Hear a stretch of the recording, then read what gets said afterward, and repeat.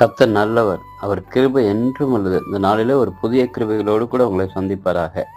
எரேமியா 29 13வது வசனத்தில் வாசிக்கிறோம், உங்கள் முழு இருதயத்தோடும் என்னை தேடுவீர்களானால் என்னை தேடுகையில் கண்டுபிடிப்பீர்கள் என்று ஆண்டவருடைய வசனம் சொல்கிறது.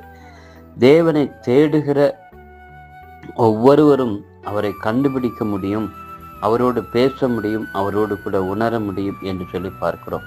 அன்றைக்கு ஆண்டவர் தேவனுடைய பிள்ளைகளோடு முகமுகமாய் பேசினார், முகமுகமாய் அவர்களோடு கூட உறவாடினார் என்று சொல்லலாம் நாம் பார்க்கிறோம். அன்றைக்கு சாஸ்திரிகளுக்கு அது செய்தி அறிவிக்கப்பட்ட போது அவர்கள் தேடி வந்தார்கள். தேடி வந்து தேவனுடைய அந்த முகமுகமாய் பார்த்தார்கள், அவர் வணங்கினார்கள், பரிசு பொருள்களாம் கொடுத்தார்கள் என்று பார்க்கிறோம்.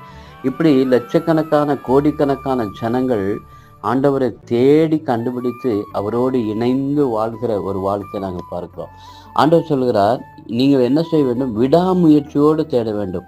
இன்னைக்கு நிறைய பேர் தேடுகிறோம், கொஞ்ச நாள் தேடி தேடுகிறோம், அப்புறம் ஏதாவது சோர்வுகள் வரும்போது சோர்ந்து போய் விடுகிறோம். ஆனால் ஆண்டவர் சொல்ல, விடாமுயற்சியோடு நீங்கள் தேட வேண்டும், முழு மனதோடு தேட வேண்டும், உண்மையோடு தேட வேண்டும், வாஞ்சியோடு தேட வேண்டும். இப்படிப்பட்ட காரியங்களோடு கூட நாம் தேடும்போது முழு மனதோடு கூட, முழு உள்ளத்தோடு கூட, முழு வாஞ்சியோடு கூட, முயற்சியோடு கூட விடாமல் நாம் முயற்சிக்க வேண்டும். சாஸ்திரிகள் கூட அன்றைக்கு தேடி தேடி வந்தார்கள், அரண்மனையெல்லாம் போய் தேடுகிறார்கள், கேட்கிறார்கள். ஆனால் அவர்களுக்கு ஒன்றும் புரியவில்லை.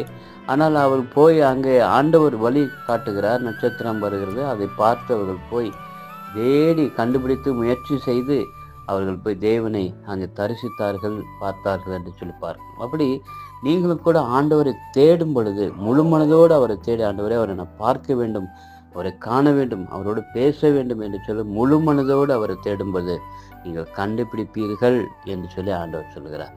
அப்படிப்பட்ட கிருபையை உங்கள் ஒவ்வொருவருக்கும் தர வேண்டும் என்று சொல்லி நாங்கள் ஜெபிக்கிறோம். கர்த்தர் அப்படிப்பட்ட கிருபைகளை உங்களுக்கு தருவாராக. தொடர்ந்து ஜெபிப்போம். நல்ல தகப்பனே, உங்களுக்கு ஸ்தோத்திரம், நன்றி செலுத்துகிறோம். அப்படிப்பட்ட அந்த கிருபைகளை தார், முழு மனதோடு தேடி கண்டுபிடித்து உம்மோடு இணைந்து வாழும்படியான பாக்கியத்தை ஒவ்வொருவருக்கும் தர வேண்டும் என்று சொல்லி ஜெபிக்கிறோம். பிள்ளைகளை ஆசீர்வதிப்பீராக. காத்துக்கொள்வான இயேசு நாமத்தில் கேட்கிறோம், ஜீவனுள்ள நல்ல பிதாவே. ஆமென், ஆமென்.